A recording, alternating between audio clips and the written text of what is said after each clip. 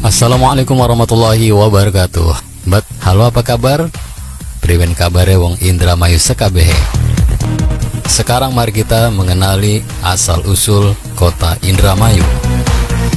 Kabupaten Indramayu adalah salah satu kabupaten di Provinsi Jawa Barat, Indonesia. Ibu kotanya adalah Indramayu yang merupakan pusat pemerintahan. Meskipun Indramayu merupakan pusat kotanya, namun titik keramaian justru berada di Kecamatan Jatibarang dan Haurgelis. Hal tersebut dikarenakan di Jatibarang sebagai pusat pasar dan memiliki akses yang mudah seperti jalur pantura dan stasiun kereta api. Hal yang sama juga terjadi untuk Kecamatan Haurgelis. Meski tak dilewati secara langsung oleh jalur pantura, namun kecamatan ini dilalui oleh jalur kereta api.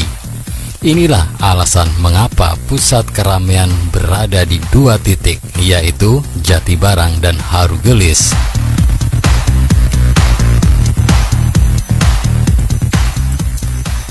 Batur sedulur sekampung, Kabupaten Indramayu berbatasan dengan Laut Jawa di utara, Kabupaten Cirebon di tenggara, Kabupaten Majalengka dan Kabupaten Sumedang di selatan, serta Kabupaten Subang di barat. Kabupaten Indramayu terdiri atas 33 kecamatan yang dibagi lagi atas sejumlah 315 desa dan kelurahan. Sedangkan pusat pemerintahan berada di Kecamatan Indramayu. Untuk hari jadi Kabupaten Indramayu sendiri ditetapkan pada tanggal 7 Oktober 1527 Masehi.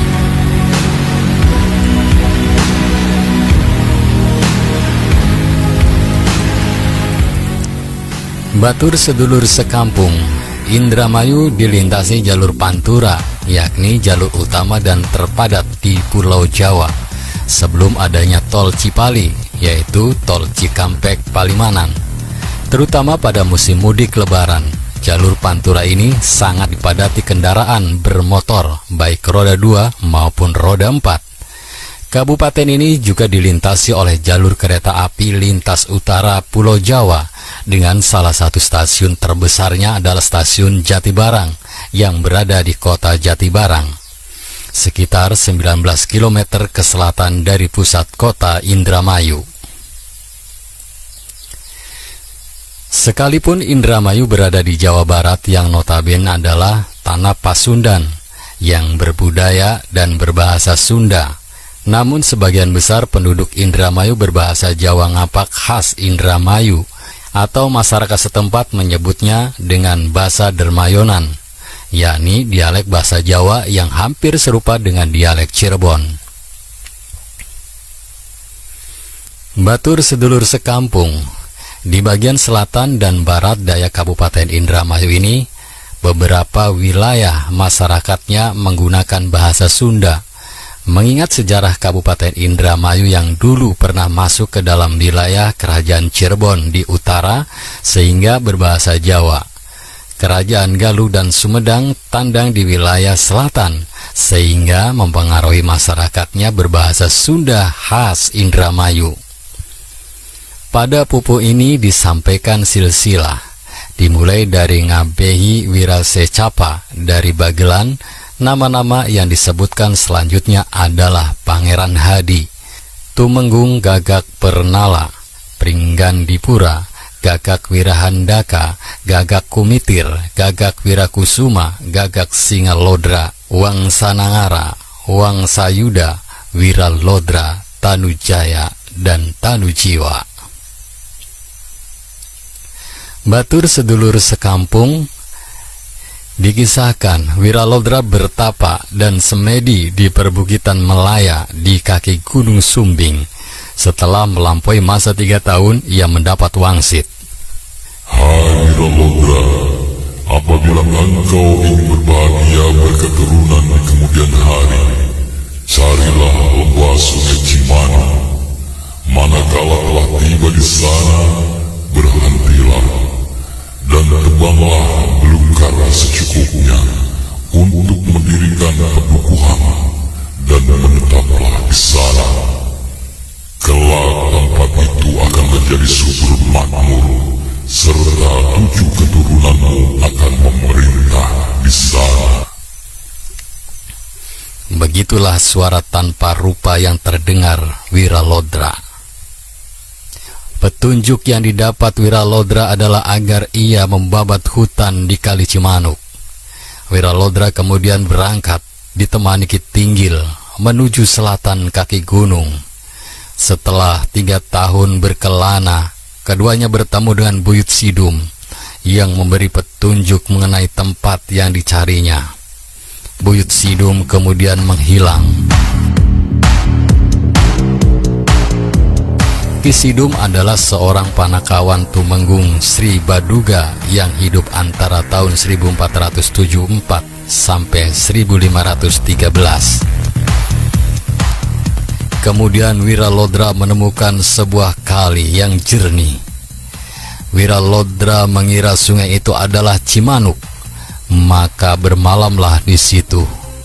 Dan ketika bangun pagi, mereka melihat ada orang tua yang menegur dan menanyakan tujuan mereka. Wiralodra menjelaskan apa maksud dan tujuan perjalanan mereka. Namun orang tua itu berkata bahwa sungai tersebut bukan Cimanuk, karena Cimanuk telah terlewat dan mereka harus balik lagi ke arah timur laut. Kemudian keesokan harinya mereka berjalan hingga tiba di Pasir Kucing dan menemukan kali yang jernih. Wiralodra kemudian mandi, sedangkan Ki Tinggil tertidur hingga 2 minggu lamanya.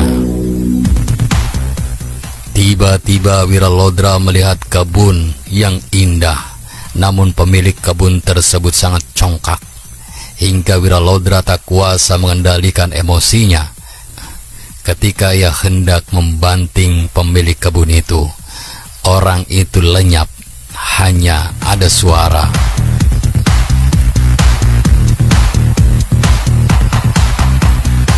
Hai cucuku Wiralodra, ketahuilah bahwa hamba adalah Ki Sidum dan sungai ini adalah Sungai Cipunegara. Sekarang teruskanlah perjalanan ke arah timur. Manakala menjumpai seekor kijang bermata berlian, ikutilah. Di mana kijang itu lenyap, maka itulah Sungai Cimanuk yang Tuan cari.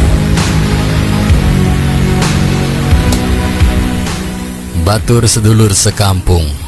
Setelah 2 bulan keduanya bertemu kembali dengan Ki Sidum yang menyediakan macam-macam tanaman palawija. Ki Sidum menyamar sehingga keduanya tidak mengenalinya dan terjadi perkelahian karena Ki Sidum pura-pura marah. Ki Sidum memberi petunjuk bahwa tempat yang dicari mereka sudah hampir dekat. Kemudian Wiralodra diperintahkan untuk menyeberang. Keduanya bertemu dengan macam-macam binatang buas. Ketika bertemu dengan ular, maka ular itu dipukulnya dan berubah menjadi sungai. Lalu ia menemukan kijang yang kemudian berubah menjadi wanita cantik. Wiralodra menghampiri perempuan tersebut yang mengaku dirinya bernama Larawana dan ia belum menikah. Keduanya kemudian berkelahi dan Larawana berubah menjadi kijang mas. Wiralodra dan Ki Tinggil kemudian mengejar kijang mas tersebut menuju arah timur dan berhenti di Sungai Cimanuk. Kemudian terdengar petunjuk bahwa tempat itulah yang mereka cari. Wiralodra kemudian membabat hutan sehingga berbagai binatang buas dan makhluk halus melarikan diri. Hal itu membuat Ki Gede Muara marah dan terjadi pertarungan. Ki Tinggil lalu membaca mantra sehingga para siluman menjadi lumpuh. Saat itu datang utusan dari Tanjung Mas yang mengatakan tidak boleh mengganggu Wiralodra karena keturunan Majapahit. Setelah itu tidak ada gangguan lagi, sehingga keduanya dapat membuat pondokan dan berkebun dengan nyaman. Lama-kelamaan banyak orang berdatangan dan Ki Tinggil dijadikan lurah. Setelah 3 tahun, Wiralodra kemudian kembali ke Bagelen menemui ayah dan ibunya. Ternyata ayahnya mengangkat Wiralodra untuk memimpin Bagelen dibantu adik-adiknya, yaitu Wangsa Yuda, Tanujaya, Wangsa Nagari. Dikisahkan Ki Tinggil yang menjadi lurah mengangkat beberapa orang untuk membantunya, yaitu Bayantaka, Jayantaka, Surantaka, Wanaswara, Puspahita, dan Ki Pulana.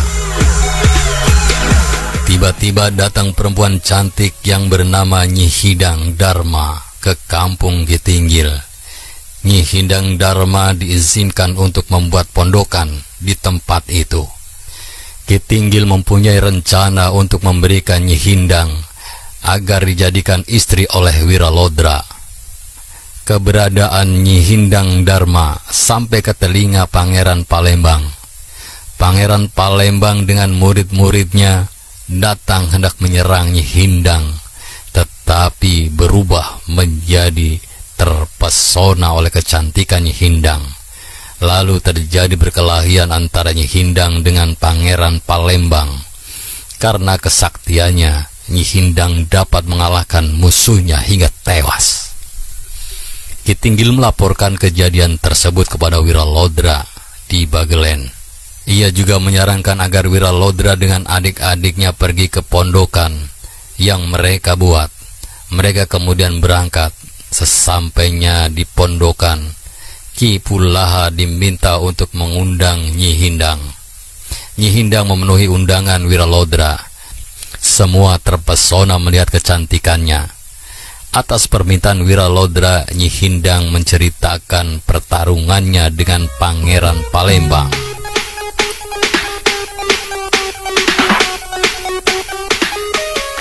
Kemudian Wiralodra dan adik-adiknya bertarung dengan Nyi Hidang. Setelah terlebih dahulu mengadakan perjanjian, yang kalah menjadi pembantu yang menang. Keempat adik Wiralodra sudah kalah. Wiralodra dan Nyi Hidang masuk hutan untuk bertarung. Karena tidak bisa mengalahkan Wiralodra, Nyi Hidang lalu menghilang dan berubah wujud berkali-kali. Wiralodra tidak berhasil menangkap Nyi Hidang. Ia mendengar suara Nyi Hidang agar memberi nama tempat itu menjadi Darmayu. Wiralodra melanjutkan perjalanan menuju barat dan sampai di Pagaden. Setelah 3 malam kemudian kembali ke Cimanuk. Sesampainya di Cimanuk, ia dikejutkan oleh kedatangan pasukan Pangeran Harya Kuningan dari Grage. Ia diperintahkan Sultan untuk memeriksa orang yang membuat negara. Terjadi pertarungan antara Arya Kemuning dengan Wiralodra. Kuda Arya Kemuning tunduk kepada Wiralodra dan membawa Arya Kemuning ke Kuningan. Setelah sampai, kemudian kuda itu melepaskan Arya Kemuning, lalu melarikan diri ke hutan. Patih Kuningan yang bernama Dipasarah lalu diperintahkan untuk mengabdi kepada Wiralodra. Wiralodra kembali kepada pasukannya.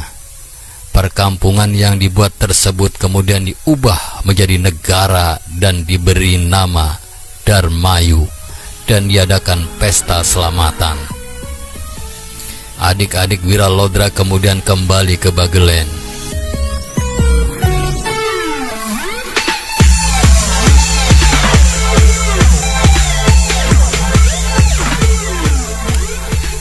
Batur sedulur sekampung. Pada suatu hari, datang buronan dari Jepara yang akan merebut negara, yaitu Watu Haji dan pasukannya. Wiralodra berhadapan dengan Watu Haji. Keduanya sama kuatnya. Kemudian Wiralodra mengeluarkan kesaktiannya. Begitu pula Watu Haji. Watu Haji dan pasukannya seharusnya dikirimkan ke Mataram untuk dihukum mati. Tetapi Wiralodra membiarkannya tetap hidup dan diperintahkan untuk menuju gunung. Kemudian lama-kelamaan Darmayu menjadi negara yang ramai. Banyak pendatang dari Sumatera, Palembang, Bogor, dan Karawang. Pasukan dari Bogor dan Karawang datang karena didesak oleh pasukan Belanda. Mereka mempersembahkan harta kepada Wiralodra sehingga Wiralodra menjadi sangat kaya. Wiralodra memiliki anak yang bernama Sutamerta, Wirapati, Nyanyu Hinten, Daryantaka. Kemudian setelah Wiralodra meninggal dunia digantikan oleh Wirapati dan disebut Wiralodra kedua. Wiralodra kedua memiliki 2 orang istri dan 13 putra. Nama putranya yaitu Raden Kowi, Raden Timur, Raden Sumerdi, Raden Wirantaka, Raden Wiratmaja, Hajang Raksawiwangsa, Hajang Sutamerta, Hajeng Nayawangsa, Hajeng Wiralaksana, Hajeng Hadiwangsa, Hajeng Wilastro, Hajeng Puspataruna, dan Hajeng Patranaya. Nyanyu Hinten menikah dengan Wardinata saudara Wirapati. Anaknya diberi nama Raden Wiringin Hanom. Wirapati dibintai tolong oleh Dalem Sumedang untuk menghadapi padukan Dalem Ciamis dan Kuningan. Wirapati Wiralodra kedua ini dengan Raden Waringin Hanom dapat mengalahkan musuh Dalem Sumedang, dan Dalem Sumedang menyatakan bahwa Sumedang disatukan dengan Indramayu termasuk pesisir Kandang Haur. Ketika Wiralodra kedua meninggal dunia digantikan oleh Raden Sawerdi atau Wiralodra ketiga. Ia mempunyai 4 putra, yaitu Raden Banggala, Raden Banggali, Hajeng Singawijaya, dan Hajeng Raksawinata.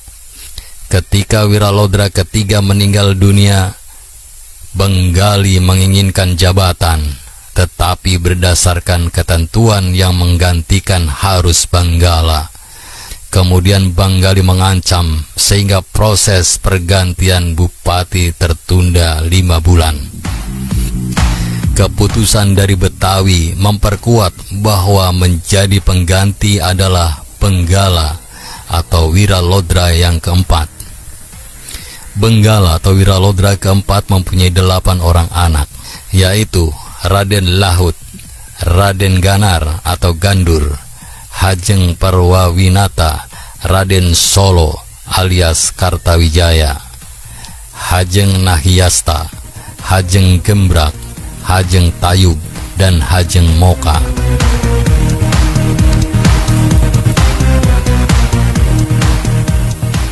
Nyai Moka pekerjaannya mengaji sehingga diadakan tempat pengajian untuk keluarga dalam. Kiai mau mengajarkan mengaji asal anaknya yang bernama Kartawijaya diterima di kedalaman. Kartawijaya kemudian diangkat menjadi menteri di Panunjunan. Bupati di Panjununan digantikan oleh Raden Semanggun, putra Singalodra. Banyak terjadi perampokan sehingga rakyat banyak merasa tidak tentram. Para perampok itu berkumpul di Bantarjati dan berasal dari Biawak, Jati 7, Kulinyar, dan Pasir Ipis. Jumlahnya sekitar 700 orang, dipimpin oleh Bagus Kandar, Bagus Rangin, Surapersanda, Bagus Leja, dan Bagus Seling. Mereka bersiap menyerang Darmayu. Lalu dilakukan penyerangan.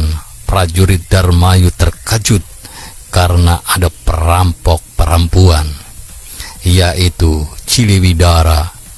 Ciliwidara bisa melayang di angkasa sehingga tidak bisa dikalahkan. Saat itu prajurit Darmayu dipimpin oleh Kartawijaya.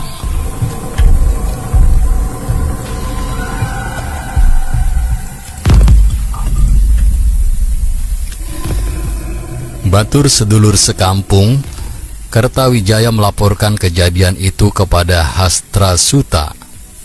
Kartawijaya berhasil mengalahkan Ciliwidara.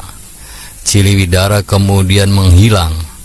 Lalu Kartawijaya memerintahkan agar menjaga tempat menghilangnya Ciliwidara. Hastrasuta dan Kartawijaya memperbincangkan kesaktian Ciliwidara. Pada suatu hari, ketika Wiralodra sedang berbincang dengan Hastrasuta, datang Nyi Jaya menyampaikan berita bahwa di Bantarjati sekitar 1000 orang berkumpul hendak menyerang Darmayu. Karena itu pasukan persiapkan untuk menyerang perampok. Mereka kemudian berangkat menuju Bantarjati. Terjadi pertempuran antara pihak Bagus Rangin dan Hastrasuta. Setelah berhasil mengalahkan para perampok sehingga banyak yang tewas, Hastrasuta meninggal oleh panah Kisrit. Perampok menyamar sehingga berhasil mendekati dan menyerang perkemahan prajurit Darmayu. Sekitar 3000 perampok yang dipimpin Bagus Rangin kemudian menyerang Darmayu. Sepanjang perjalanan mereka merampok, di Lobener mereka mendapat perlawanan dari orang Cina sehingga banyak perampok yang melarikan diri. Kemudian Surapersanda merayu orang Cina agar mereka dibiarkan, sehingga para perampok itu tiba di Darmayu.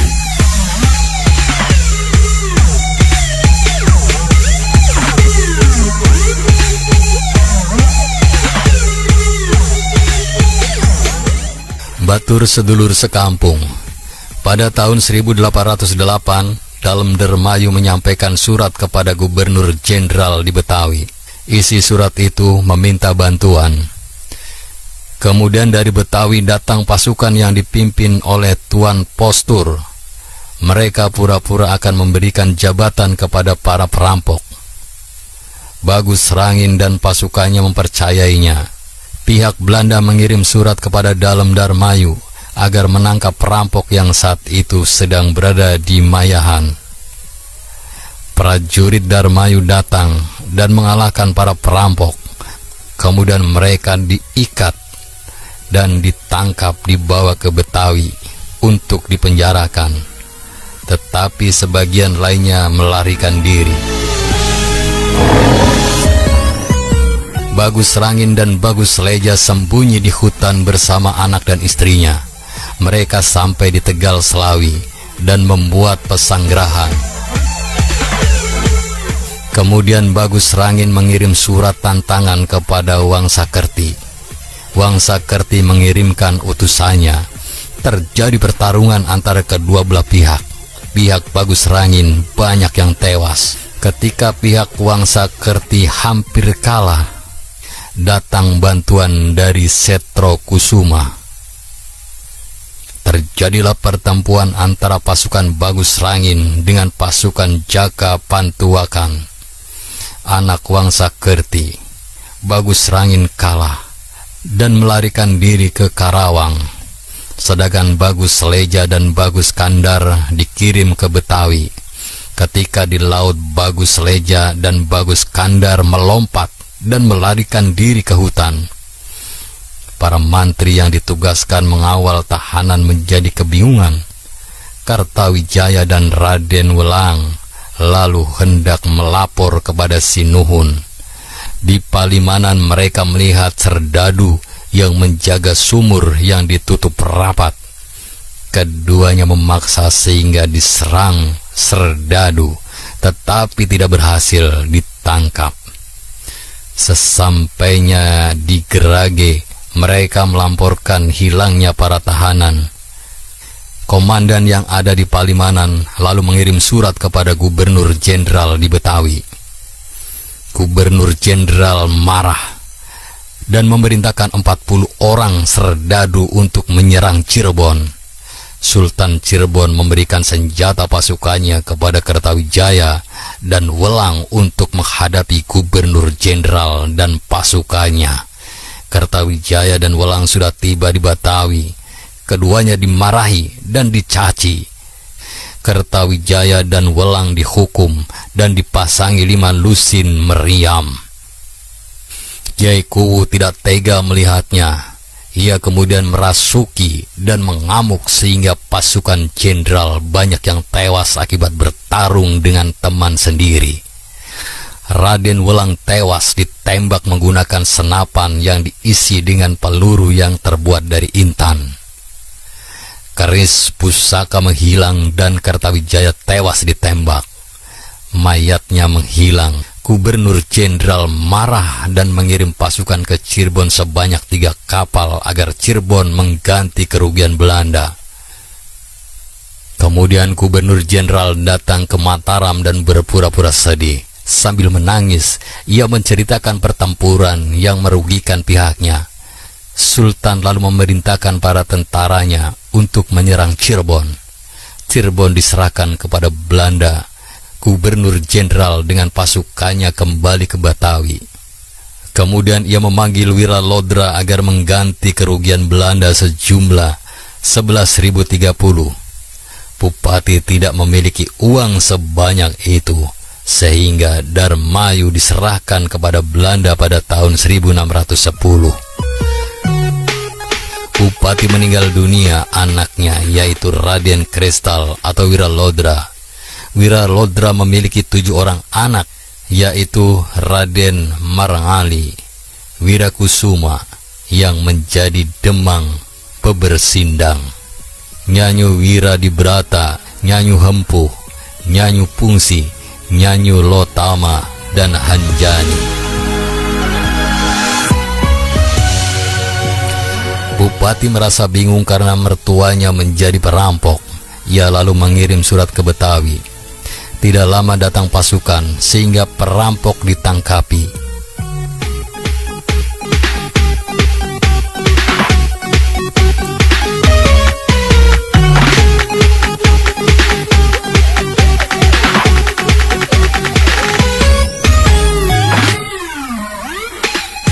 Batur sedulur sekampung, inilah prasasti Arya Wiralodra.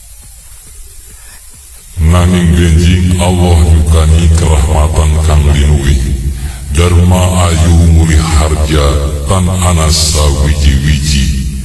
Pertelane yen wonten taksana nyebrang kali Cimanuk, sumur kejayaan diresmi, lukak muruk tanpa patra, sadaya panbukti malih, somahan lawan prajurit, roang lawan priagung, samia tentram atine, sadaya harta tumuli, ing sekehing negara pada raharja.